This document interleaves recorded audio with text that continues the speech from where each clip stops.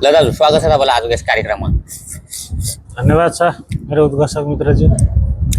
तपाईँलाई मैले आज एउटा यस्तो खतरा प्रश्न गर्छु होइन, त्यो प्रश्नले आगो लगाउनु पर्यो ल।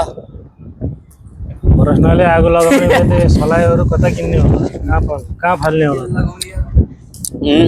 सलाइहरू लाइटरहरूको त अहिले जो नेपालमा भइरहेको छ हाम्रो रवि लामी छानेज्यूलाई थुनेको कस्तो लाग्छ तपाईँलाई, राम्रै हो कि नराम्रो? तपाईँको प्रतिक्रिया के छ?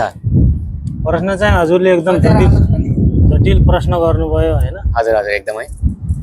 अब यस विषयमा चाहिँ मैले पनि अब त्यति चाहिँ अनुभव त लगेको छैन। हजुर। त्यही पनि अब यसो तपाईँहरूको मोबाइलहरूमा न्युजहरू युट्युब च्यानलहरूमा हेरेको खण्डअनुसार अब एकतर्फी कुरामा पनि अब ठिक हो भन्ने त कुरै छैन त्यहाँ चाहिँ होइन। हजुर। ठिक हुने त चान्सै पनि छैन, त्यहाँ 1% पनि छैन। छैन। अब तपाईँको धारणा के कस्तो छ ल? यसो फेट होइन, यो चाहिँ अब मेरो धारणाले चाहिँ केही हुँदैन हजुर। हजुर। अब सबै जनतामा धारणा आउनु पर्यो। हजुर एकदम। अब गलत विषयमा चाहिँ अब सपोर्ट गरेर हिँड्नु भएन। हजुर।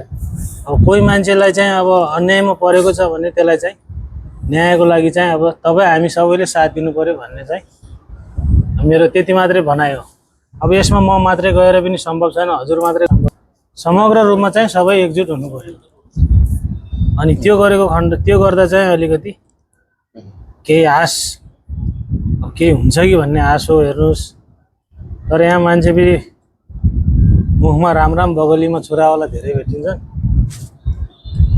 पत्याउने गाह्रो छ हजुर। अहिले हेर्नुहोस् यो 2082 सालमा यो के भएको, यो मान्छेहरूलाई यो विश्वास गर्न पनि गाह्रो भइसक्यो। नेपालको राजनीति अहिले गजिलो चलिरहेको छैन।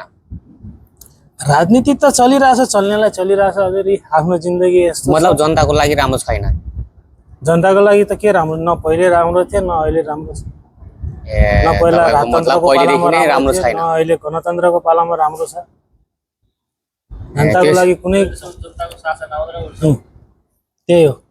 त्यसो भएपछि यो सरकार हुनु ठिक कि नहुनु ठिक? होइन, यस्तो छ अब सरकारमा चाहिँ अब के छ भनेपछि अब पार्टी नै गलत भनेर चाहिँ यो कुरा भन्नु गलत हो। हजुर। तर अब पार्टी त्यही रह्यो पनि तर मान्छेहरू चाहिँ परिवर्तन हुनुपर्छ। यो मान्छेहरूले चाहिँ गर्न सक्दैन भन्ने मेरो भनाइ।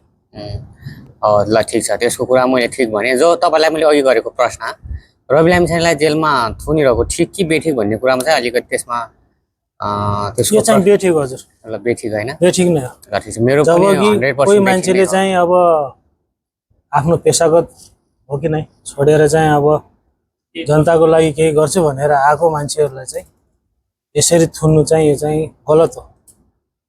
आफ्नो ठाउँमा अब लेनदेनको कारोबार होला, त्यसमा अब के छ कस्तो छ त्यो आपसी कारोबार हो, उहाँहरूमै छ। तर कसैले जनताको लागि गर्छु भनेर आउने मान्छेहरूलाई चाहिँ यो थुन्ने काम चाहिँ यो चाहिँ गलत हो भन्ने चाहिँ मेरो भनाइ छ। त्यसो भए चाहिँ हामी सबै सुध्रिनु पर्यो। अब एकदम सुध्रिनु पर्यो। अलिकति जनतामा चाहिँ लालच भन्ने कुरा चाहिँ अहिले हटाइदिनु पर्ला।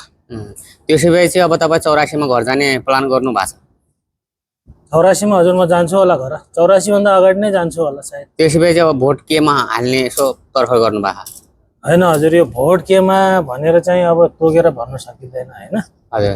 नै यसो हुन्छ नि त अलिकति मनमा दुःख पीडा यसो देख्दाखेरि, देशको हालत स्थिति देख्दाखेरि तपाईँलाई यस्तो छ अब हामीले चाहिँ यो पार्टीमा हाल्छु भनेर